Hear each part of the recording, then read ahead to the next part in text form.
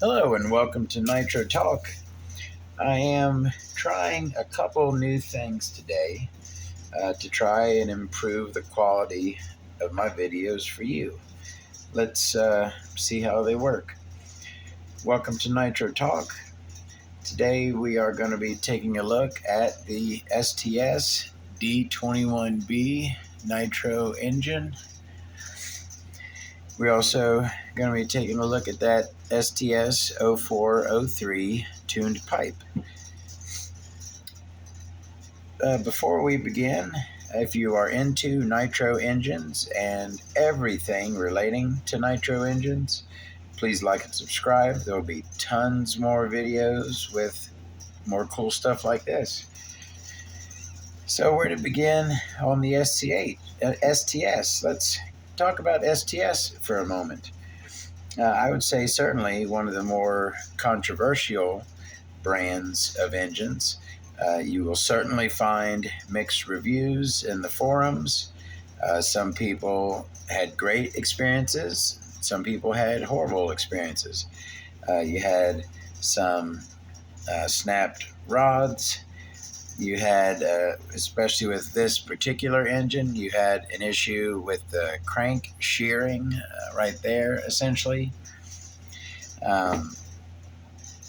Yeah, that happened. Was the failure rate for STS engines higher than other manufacturers? There's a good chance it was. I personally have never had any real issues with any of the STS engines I've owned. I've owned a couple of the 28s, a couple of the 30s, at least three 21s, and I had one that had a faulty carburetor slide, and I've had a couple of these little nameplates fall out of here. But as far as running, I've always got great power from my STS engines.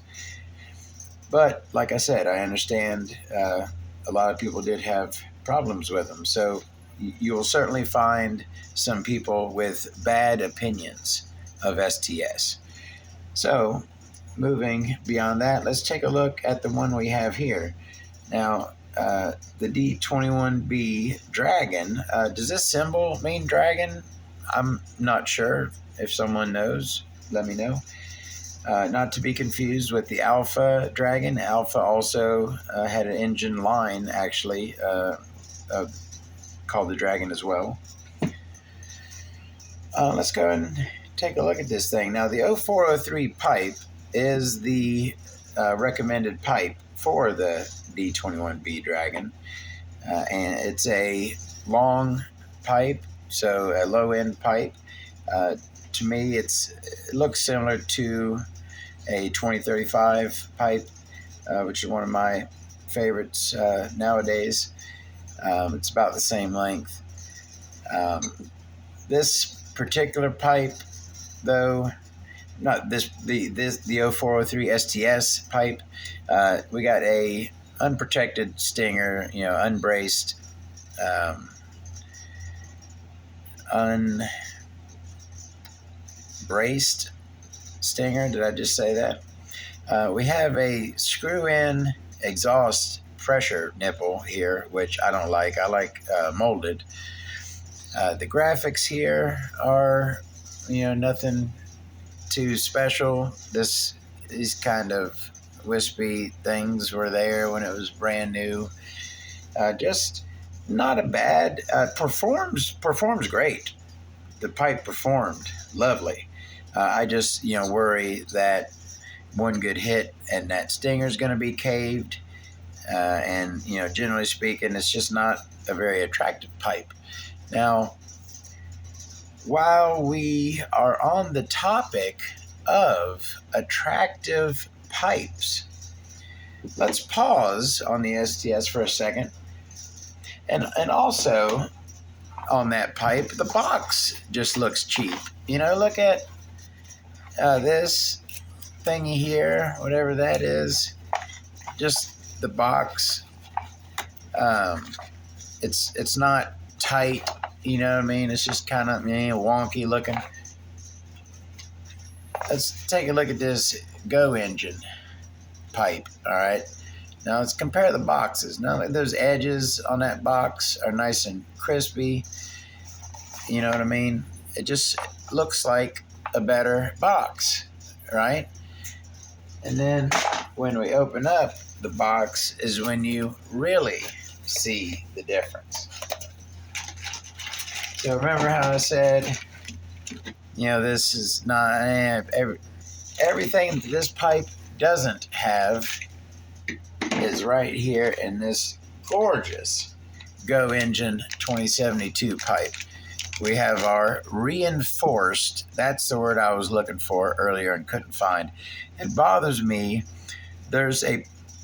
In most situations, there is a perfect word or the most precise word for that situation. Reinforced was the word that I was looking for when I was referring to stingers. When the correct word escapes me, it bothers me. I want to think of the correct word. So that's me, sorry. Anyways, back to that gorgeous Go engine pipe with its reinforced stinger, with its molded pressure nipple there, with its very nice graphics on there, if you could see them. Just all around night and day, a much more attractive pipe the Go engine there is. But we're not talking about the Go engine. We will be very soon. It's actually both of these are gonna be in a video on engine combo sets, engine pipe combos. I got a video in the works on that. So we looked at the STS pipe. Let's go ahead and look at the STS D21B. Let's get this show on the road. I'm sorry, I know I drag butt sometimes. Now, if you noticed, we have a Novarossi head button here, okay? Let's try our method there, boom. So now you can see that, lovely. Novarossi head button there, because this engine came stock with a coated crank, right? Mind you, a coated crank and a standard head button, okay? I wanted to run this engine. I put about less than a half gallon on it, a quart break-in, and then maybe a quart of running. So it's, barely broken in, as you can see. Let's go ahead and get that piston up there again. And you can see that is in very good condition. I mean, you can see it's been used. If it all looked like that right there, see the bottom, we might say it's new, but you can see it's not shiny at the top part. It has been used, but very slightly, very lightly used. Nowhere near enough to have that. Did I talk about the witness mark on the crank already? I believe I did. Now, am I the only one who gets a distinct Novarossi vibe from that back plate there? It just looks like it's got the up, as a lot of Novarossi back plates do. Got a similar pattern inside, similar shape. I believe it looks a lot like a Novarossi. The STS carb, now, like I said, I did have one with a faulty slide, but other than that, the function of the STS carb, I always ran the stock carb when I ran the big blocks. They're all big blocks, ones I've had, but I mean the 28s and the 30s and monster truck, I've always ran them with the stock carb. They ran great, plenty of power. This right here, I ran with this stock carb, ran great, plenty of power. So the STS carb is fine. Has a brass ball in there, which It's kind of unique. You don't see a whole lot of those in brass. I like it. It's a 2-needle carb, and this has Venturis with no O-rings, because the O-rings in a Venturi are to keep it in place, not to seal air, just to hold it in place. So did we look at the crankcase? We did, or no, I don't think we did. No, we didn't. The STS crankcase is not marked. It does not say its name on there, but it's fairly unique. You can, if you know STS, obviously you know that it's an STS. Brass pinch bolt, which I like. I think that's a good spot to have brass in the pinch bolt position. We got an O-ring down in the throat of the carb. Sorry if I'm not finding the right spot. Like I said, I'm working my new setup here. Audio as well. I'm trying to take out the breathing sounds. I don't know if they bother you, but they frickin' bother me. I'm like, holy crap, I sound like a mouth breather. I mean, I breathe through my mouth. Does that make you a mouth breather? Anyways. So the STS crankcase, aside from not saying STS, had good machine work. Looks like a 14 millimeter rear bearing, cheaper front bearing. Decent work, nothing special, nothing bad or good. We talked about that crank. Now this, here we go. Let's see how good we can get in on this. This frickin' piston here has the edgiest knife edging I've ever seen on a con rod. I mean, that thing is sharp, and it's dead straight too.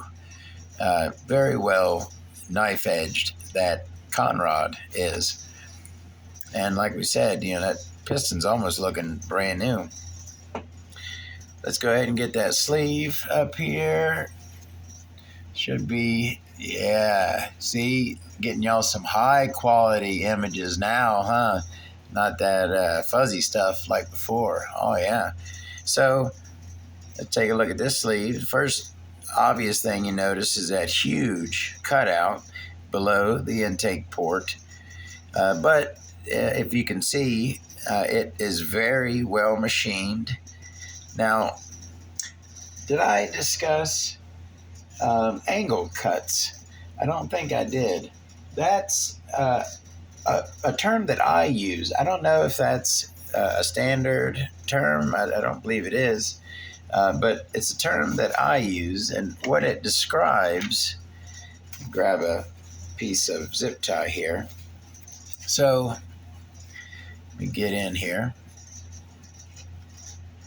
So now this port here, this little square port, it could be just a square that goes straight in, but this one, the edges of it are cut at an angle.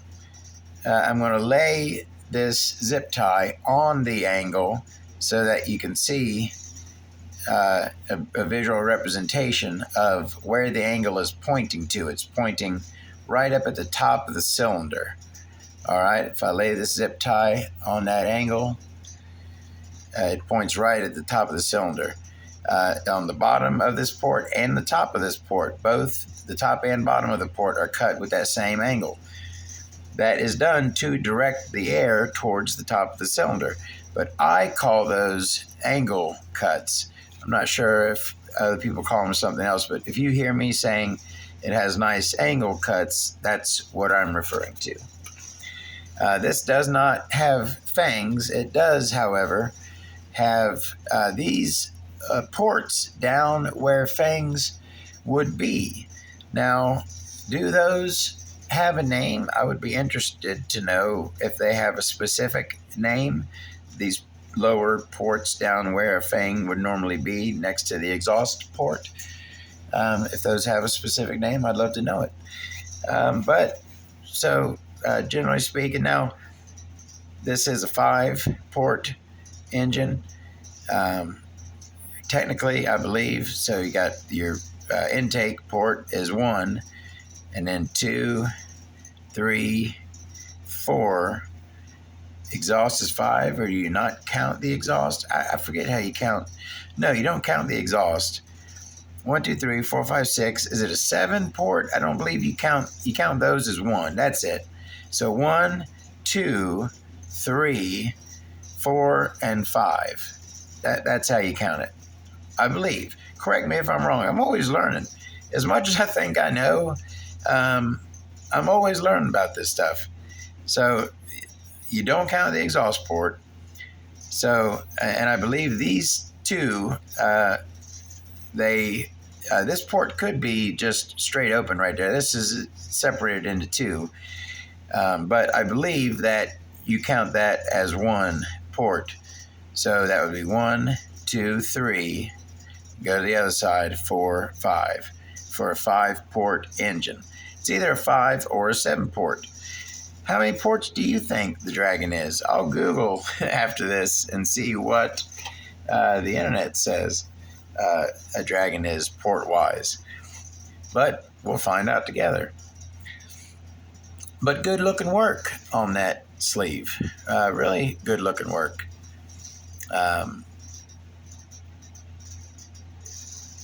No problems anywhere. If you can, now that we got the good footage, you probably can see. So look at these tiny little channels, okay? Right, get in real tight, right?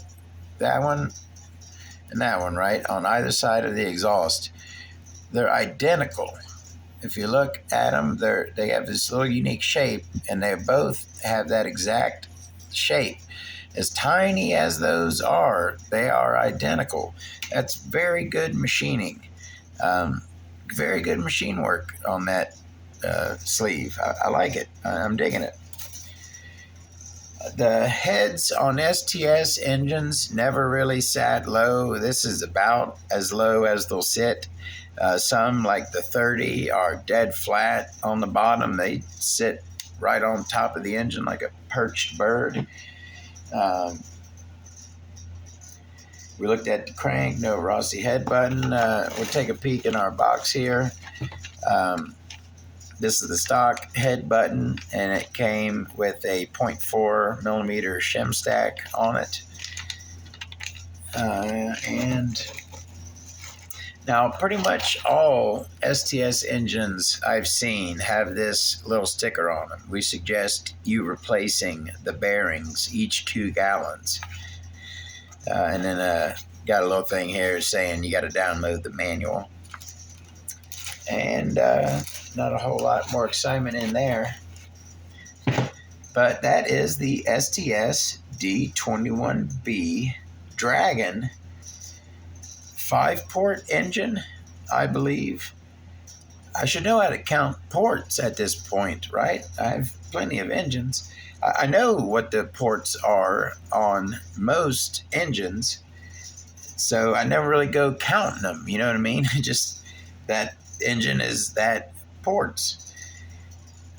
But interesting that I found out, I don't exactly know how ports are counted. If these 2 are counted as 1. That's what I believe, that this is a 5-port engine. We'll see. I'll update you. Maybe I'll put it in the description how many ports it is. Thank you very much for coming by.